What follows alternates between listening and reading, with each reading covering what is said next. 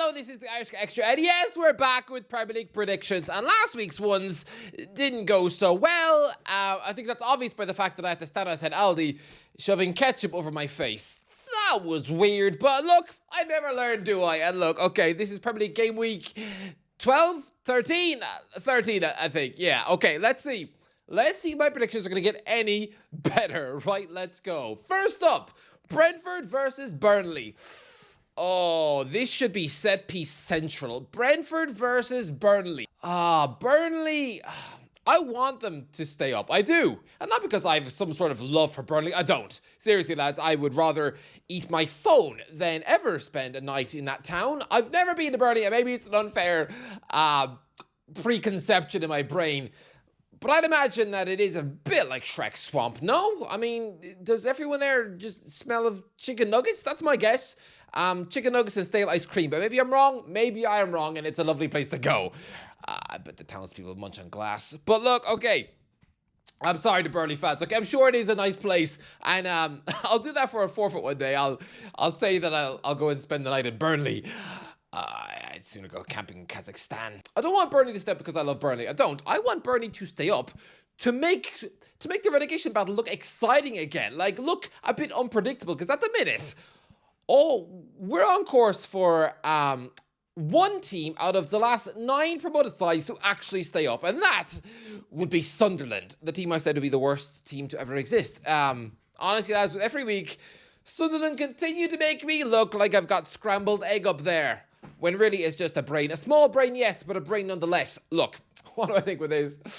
Yeah, I do think a Brentford win. Sadly, I would love to see Burnley put some points on the board and just... Please don't make me sit through a 5th Burnley relegation of my life. It's so predictable and so boring. I've already seen Burnley go down 4 times in the past. It's not cool. It's not interesting. It's not fun. It's not an event in May to see the Claverts go down. No. It's about as predictable as your mum coming home with potatoes from the shops. It's not exactly a Dear Diary moment. But look, yeah, I'm going to go for a Brentford win, and a comfy one too. 3-1. I'm going to go for goals for Dango Ortara, Igor Thiago, and Keane Lewis Potter, why not? And one for Burnley through Zian Fleming, who I've just put in my fantasy league team, and honestly, he's got a cool name. Zian Fleming? I swear he was the guy who wrote the James Bond books, no? But look, yeah, I'm going to go with a Brentford win, and yeah, it's going to be a pretty comfortable win. I mean, I don't really give Burnley much of a chance. And I'll tell you this, lads, okay, if Burnley do lead Brentford with the result, I will chuck a glass of orange juice in my face. Honestly, lads, Burnley right now, they just look poor. Okay, up next, Man City versus Leeds. I think Man City are going to win the league. I know it seems absolutely mental to say that when Arsenal are right now the best team in the country, and it's not even an exaggeration. It's not even close to an exaggeration. They are. I mean, we're almost at the stage of the season where the Gunners look like they are running away with the league title. And they just smashed up the most informed team in Europe in Bayern Munich. So, it seems naughty. I'm still going for City to win the league, right? It's like, come on, Irish guy, give it up. Or, in many of you cases, come on, Susan, give it up. Honestly, lads, am I still Susan? It's nearly Christmas. I made that Champions League video months ago. All right, anyway, okay. Susan it is, I guess. And look, you might think I'm barking up the wrong tree, but continuing to repeat the Man City going to win the league. I know I should let go of that. I wouldn't even call it a pipe dream because I don't really care. But I mean, I just think they will. It's Pep Guardiola, and let's be real here, it's Arsenal. So for this game, 5-0 City. I give Leeds absolutely no chance at the Etihad because, again, like Burnley, they're also massively running out of steam.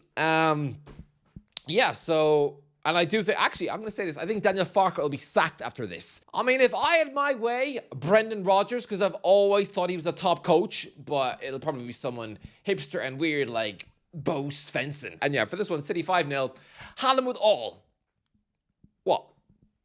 Well, we haven't seen someone score 5 goals in a Premier League match in a while. It used to happen quite regularly in the past. I remember Defoe doing it in 2009, and then a year later it was Berbatov. Yeah, we went through a bit of a phase of people scoring 5 in a match. Aguero did it soon after that. Who was the last one to do it? I can't even remember.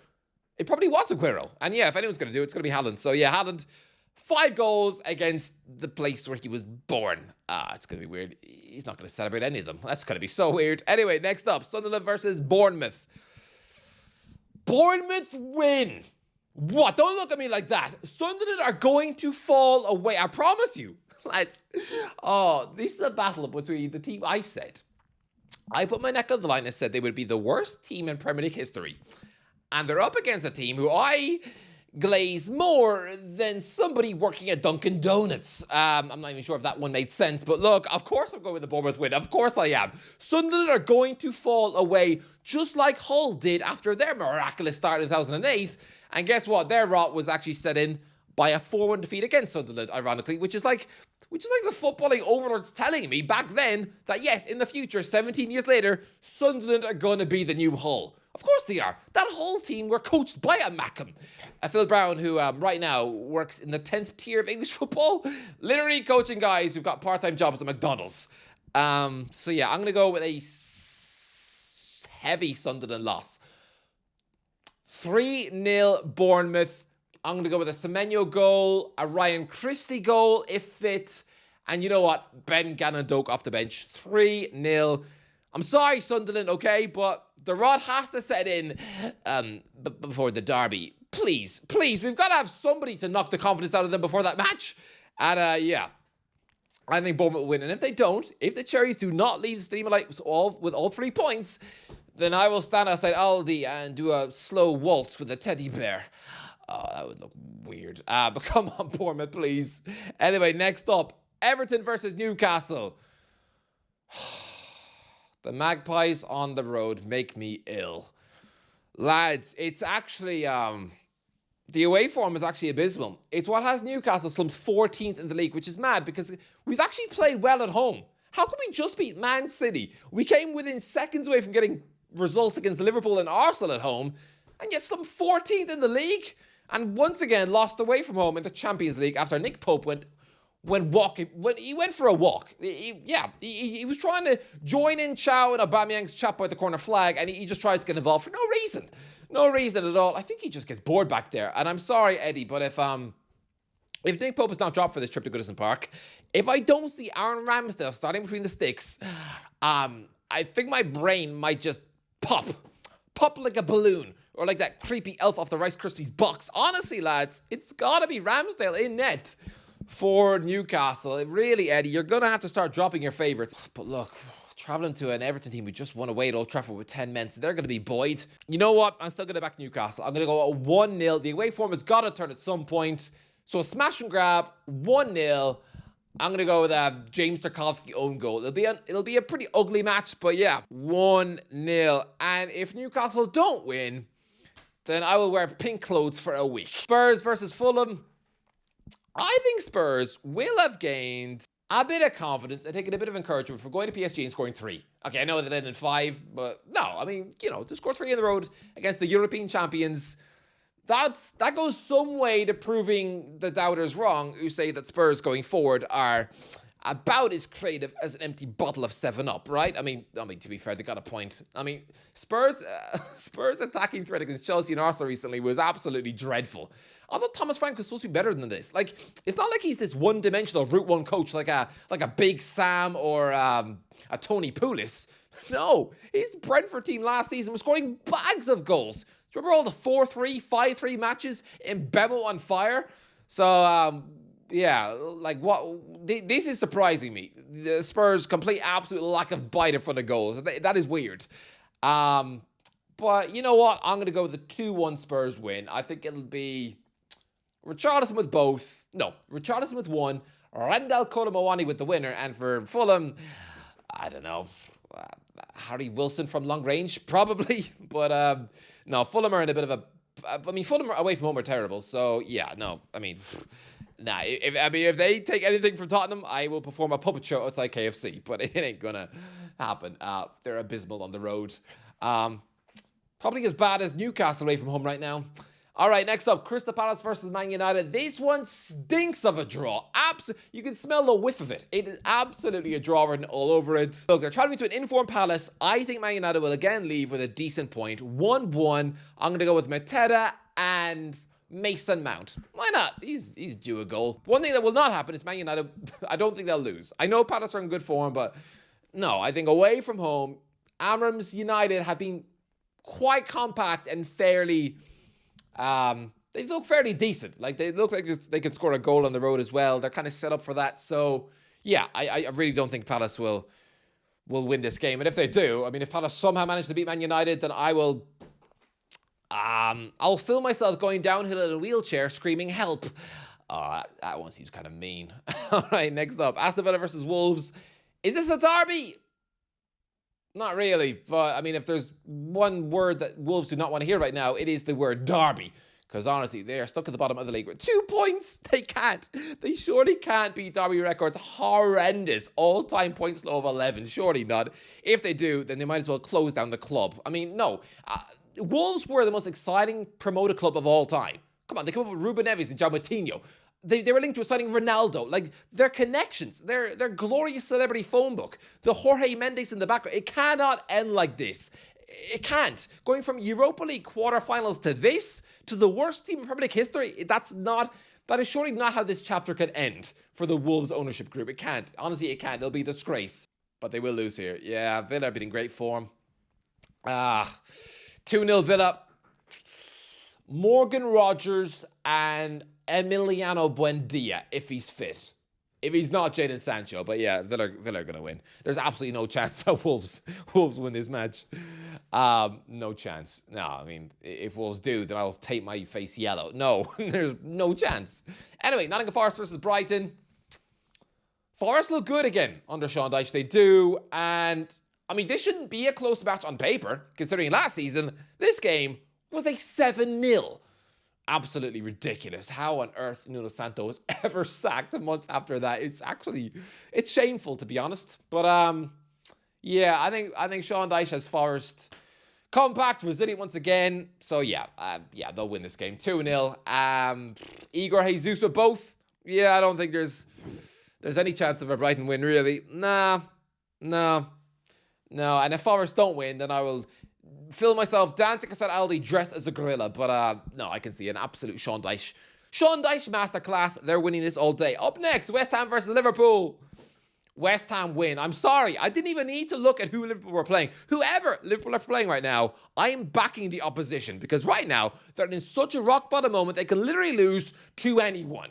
Although, having said that, I do remember back when Liverpool were in the last time they were this bad, which was in the spring of 2021. When Van Dijk was out injured, they had the whole defensive centre-back crisis, and they were losing 6 home games in a row. I do remember that they did then go to West Ham and win 3-1. And I'm pretty sure they beat Spurs on the road too. They had a couple of good away day results, which was out of the norm of what was of their actual true form. So maybe the Reds could turn it on and win to save Arne Slot's job, but nah, Nuno Santo's going to have them set up well. Yeah, and the Hammers look good at home right now. So 2-0 West Ham, Jared Bowen and a Lucas Paqueta penalty. And honestly, lads, I think Craig off Anfield agenda will burst. Seriously, if Liverpool lose another game, he might just turn it into Jack of the Shining. Run away, kids! Yeah, sorry, seriously, if you live with that man, take the axe out of his garage and sell it on eBay quick. Honestly, lads, I like Craig, but I worry for him now because he's going mad. Anyway, yeah, West Ham are going to win this. And if Liverpool do, never mind, because I just said that the Reds did beat West Ham away from home during the last time they were this bad. So never mind. Okay, they could do, but I'm going to go with the Hammers win. Finally, Chelsea versus Arsenal.